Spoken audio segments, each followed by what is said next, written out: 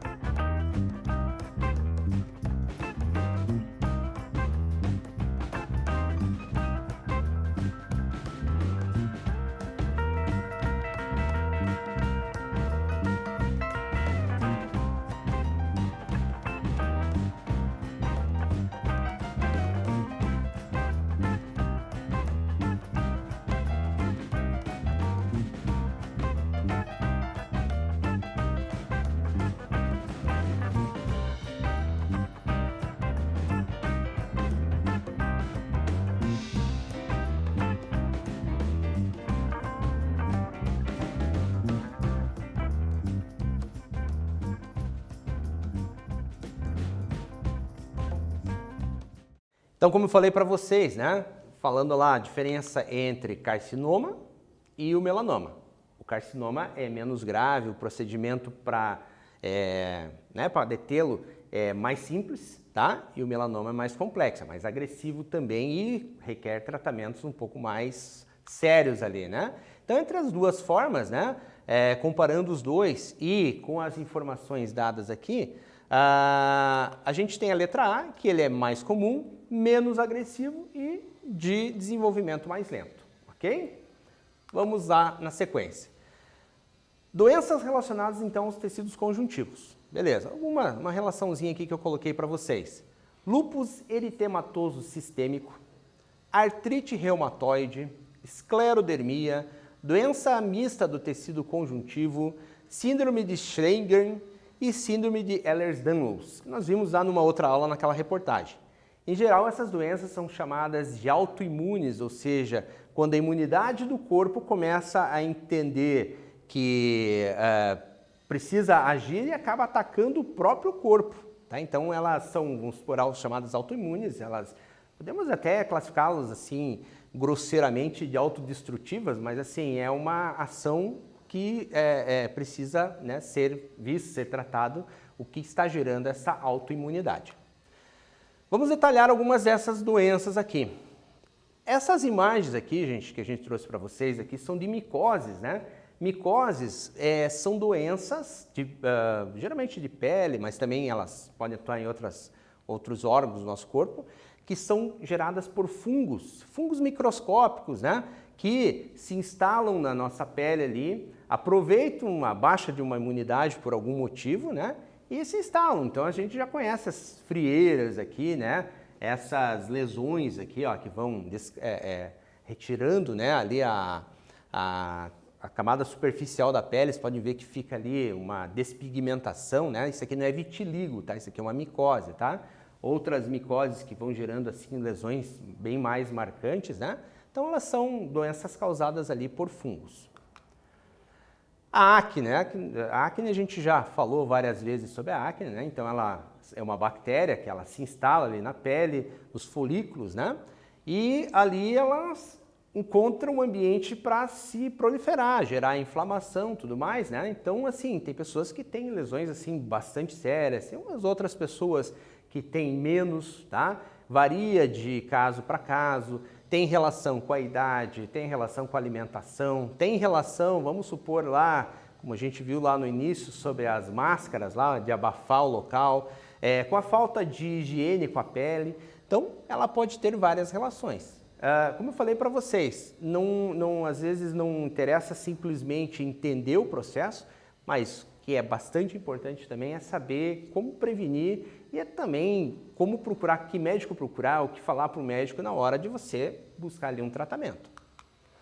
Cravo de pele, gente. Cravo de pele também, já falamos em outras ocasiões ali, né?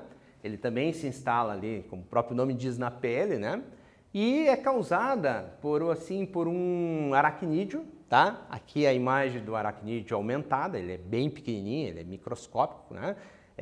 Não é microscópico assim a nível de uma bactéria, mas ele é extremamente pequeno que a gente precisa assim de uma lupa, alguma coisa para conseguir enxergar.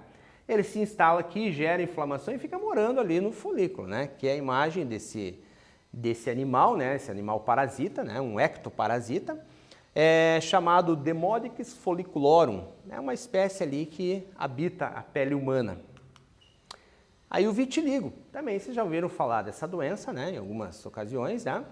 Os portadores dessa doença produzem anticorpos e substâncias tóxicas para os melanócitos, que são aquelas substâncias aquelas células, né, que liberam melanina e dão a pigmentação da pele. Então, lembra que eu falei que são doenças autoimunes, ou seja, elas são autodestrutivas, e eles vão produzir esses anticorpos, né, entendendo lá que precisa destruir os melanócitos. Tá? E aí começa a dar despigmentação característica do vitiligo. Pode estar associada a outras patologias, outras doenças, né? Como por exemplo diabetes, lúpus eritematoso, tireoidite de Hashimoto, anemia perniciosa, entre outros. Então, assim, ele pode ser consequência de uma outra doença. tá? Como também pode ter iniciado pura e simplesmente, né? Mas sempre vai ter alguma causa que desencadeou a autoimunidade. Albinismo, né? Albinismo é essa despigmentação. Então, trouxe para vocês umas fotos de pessoas albinas, tá? Essas pessoas, existem classificações também do albinismo. Aqui fica mais característico o albinismo de pele e de cabelo, ó, vocês podem ver a despigmentação.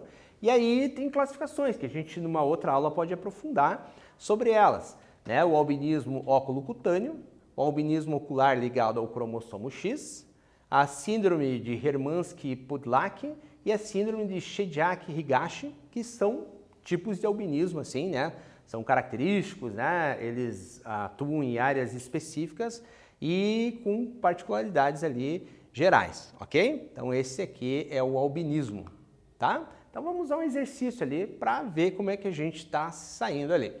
Os melanócitos são células muito importantes para a saúde humana, pois produzem substâncias responsáveis por proteger a pele dos raios ultravioletas emitidos pelo sol.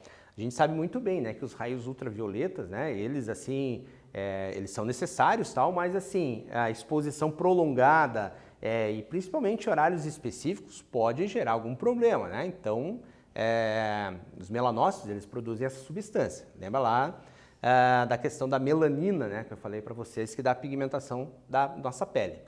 Uma doença relacionada à destruição dos melanócitos pelas próprias células de defesa do corpo, nós vimos agora há pouco, é chamada de letra A, albinismo, letra B, artrite reumatoide, letra C, vitiligo, letra D, micose ou letra E, escabiose.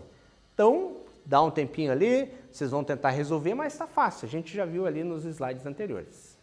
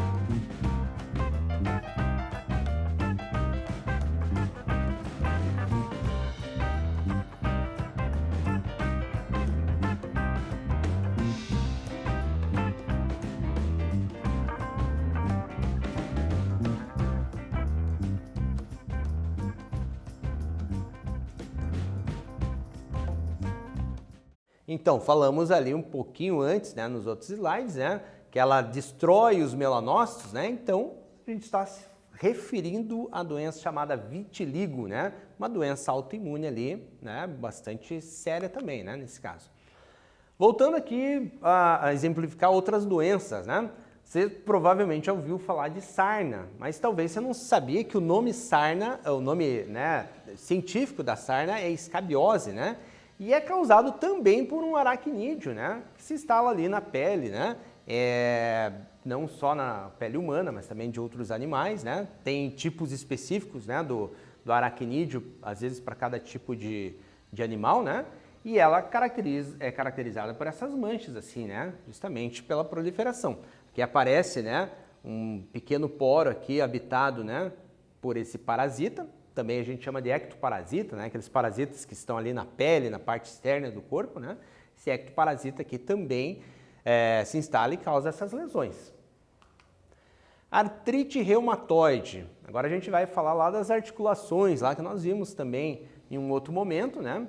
Aqui seria a articulação do dedo, por exemplo, né? Bem saudável, e essa mesma cartilagem ali, essa mesma articulação já danificada, né, pela artrite reumatoide. Então, também é considerado uma doença autoimune, né? As células de defesa começam a destruir essas células ali, os condrócitos e tal, e começa a gerar essas lesões. Então, aqui aparece para você uma imagem já de uma pessoa, né, mais idosa aqui, já com essa doença assim bastante avançada, com artrite reumatoide no estágio mais avançado ali. Vamos a um outro exercício aqui. Em diversos países, o consumo de pés de galinha é quase zero, mas na China esse produto é bastante valorizado.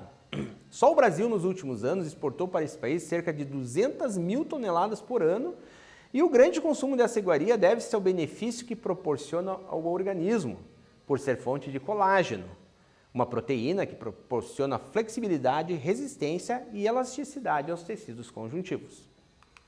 É correto dizer que a deficiência de colágeno, denominada colagenose, né, o nome dessa doença, acarreta: letra A, inflamação nas juntas e má formação óssea; B, regeneração e cicatrização de tecidos; letra C, combate à flacidez cutânea e muscular; letra D, fortalecimento das unhas e crescimento capilar; ou letra E, prevenção ao aparecimento da osteoporose. Então vamos lá, gente. Vou deixar aí com vocês, né, falando aí da questão do colágeno, um tempinho aí para tentar resolver essa questão.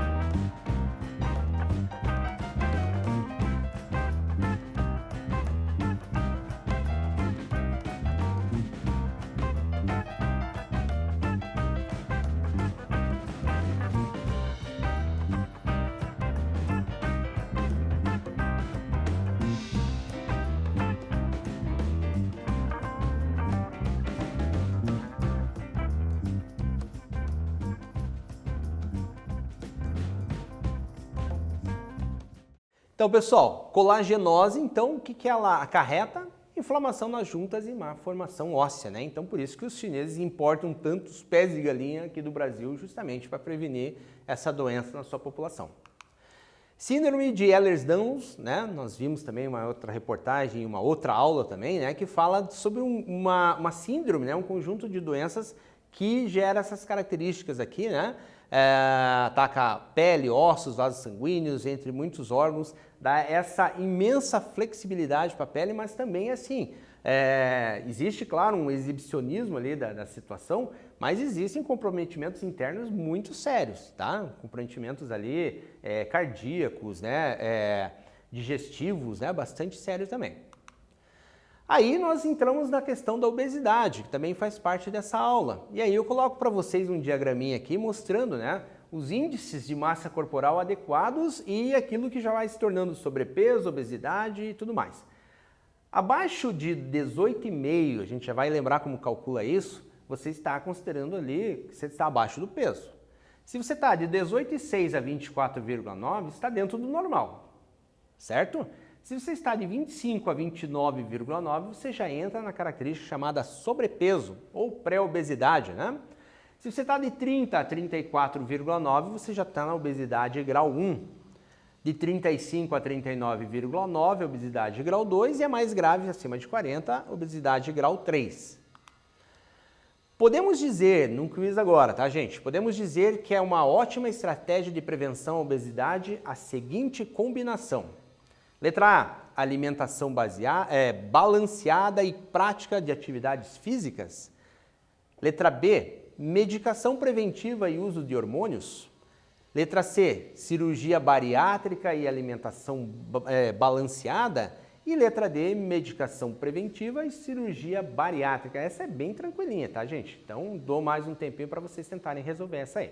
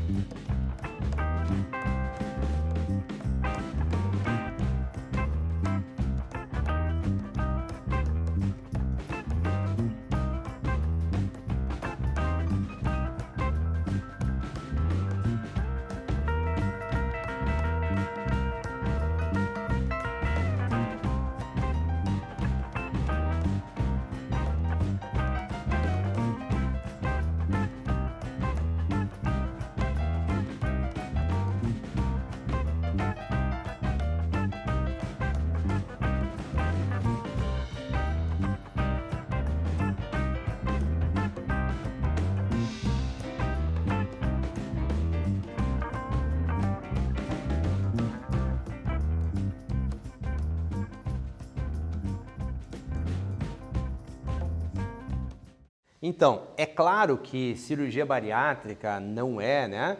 Medicação preventiva, hormônios, eles não estão assim relacionados assim como a estratégia de prevenção da obesidade. Claro, em situações assim de alguma doença, muitas vezes, talvez alguma medicação preventiva, né?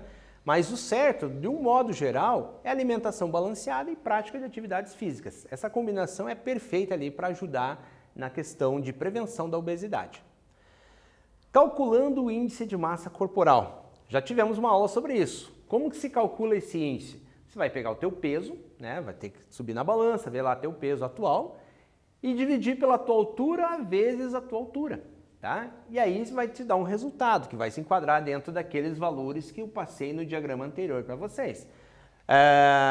Identificando se você está abaixo do peso, se está no peso normal, acima do peso ou se já está obeso, né? entendendo o seguinte, gente, muitas vezes você começa lá uma atividade física numa academia, por exemplo, começa com atividade de levantar peso, né, uma atividade mais anaeróbica e tudo mais, e você vai fazer lá o teu IMC. Então você entrou lá com um determinado peso, aí você viu que você deu uma emagrecida, né, visualmente. Mas você vai fazer teu cálculo do IMC e aumentou. Pelo contrário, em vez de diminuir, aumentou. Por que acontece isso? Porque a musculatura, né, mais desenvolvida ali, mais, né, densa, o que acontece? Ela vai pesar mais do que a própria gordura. Então você ganhou mais massa muscular, aumentou teu peso, mas ele está adequado, está de bom tamanho para você. Não te tirou desses índices aqui, né? Simplesmente aumentou um pouquinho. O excesso de gordura pode levar ao desenvolvimento de outras doenças. Ela tem seus agravantes, né? A diabetes tipo 2, doenças do coração, pressão alta, artrite, apneia, derrame, né? Então, existe assim consequências, né? Em função justamente do excesso de gordura. Então é importante, se você não faz atividades físicas, se tua alimentação assim não é algo balanceado, é importante repensar isso. Vamos a um quiz então. Pode ser considerado obesidade grau 3, que seria também chamado de obesidade mórbida. O IMC no valor de letra A, 25 a 29, letra B, 18,5 a 24,9, letra C, 35 a 34 e 39,9 e letra D, 40 ou mais. É só voltar ali naquelas explicações com os gráficos que você já vai saber responder essa questão facinho, tá? Tempinho para você.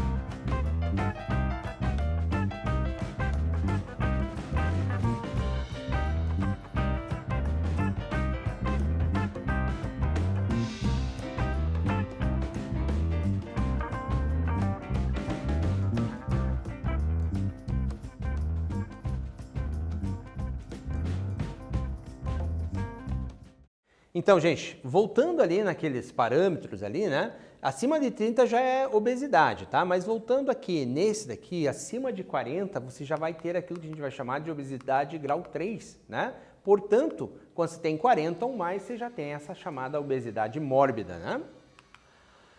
Mais classificações, né? Que seria basicamente aquilo ali que a gente falou, né? Que a gente vai chamar também, já assim, considerando já debaixo aqui, a obesidade grau 2 também chamada como obesidade severa. E ali, como eu falei também, a obesidade grau 3 também chamada de obesidade mórbida, né? Já são perigosas, né? Começou ali no sobrepeso, é um alerta, na verdade, não é nada desesperador, mas é já de se começar a repensar a sua alimentação e sua atividade física. Vamos ao exercício agora, calculando isso, né, esse IMC que eu falei para vocês. Um aluno com hábitos de vida bastante sedentários. O que é sedentário? O cara não faz atividade física, né, fica grande parte do dia sentado, né, e tudo mais. Ele tem 1,80 m e 86 kg. O IMC desse menino é, veja bem, já está falando que ele é sedentário, né? O IMC dele, depois a gente vai calcular aqui. Letra A, 34,5, já estou dando umas opções para vocês. Letra B, 26,5. Letra C, 35 ou letra D, 28,5. Então, um tempinho para vocês calcularem ali. Lembrando, peso dividido pela altura vezes altura.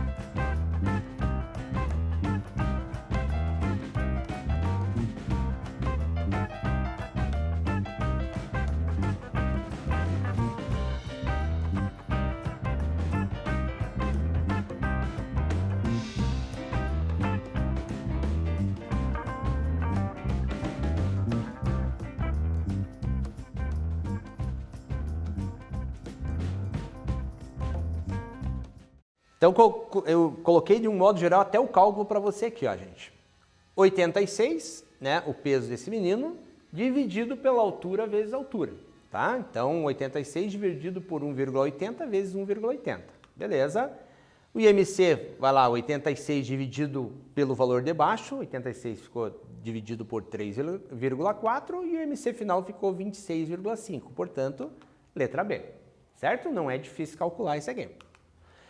Pessoal, o que vimos na aula de hoje? Então, existe um grande número de doenças relacionadas ao tecido epitelial, entre elas micoses, acne, cravo de pele, vitiligo, albinismo, escabiose, né?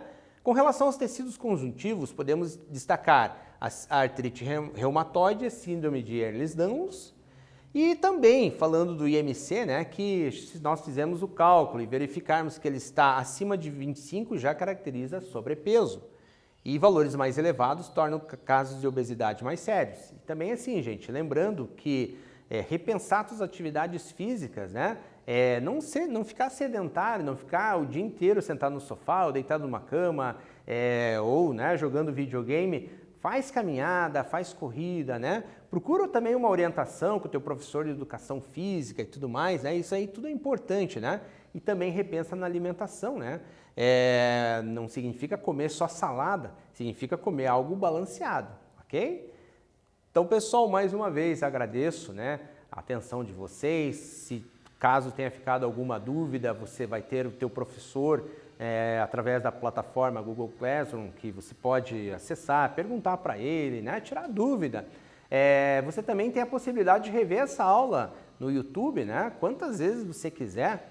Você vai ter também na atividade que chega para você o material didático, né? Você vai acessar, você vai ter os livros didáticos, você pode pesquisar mais sobre o assunto, você pode pesquisar sobre obesidade em outras fontes, em revistas, em sites, que vão trazer essa informação para você, ok? As atividades que estão disponíveis na plataforma também é importante você tentar fazer, é importante você interagir até mesmo com colegas, né, mesmo que à distância, ou com o teu professor, para tentar resolver mesmo, de verdade mesmo ali, né? Caso você não tenha acesso a isso, você pode procurar a escola, lá vão ter atividades, eles podem preparar atividades impressas, que você pode levar para casa, resolver com calma, devolver na escola para que o professor possa corrigir depois. E assim vai indo, vamos nos aprofundando, vamos nos apropriando desse conhecimento cada vez mais. Tá bom, pessoal? Mais uma vez agradeço, até a próxima.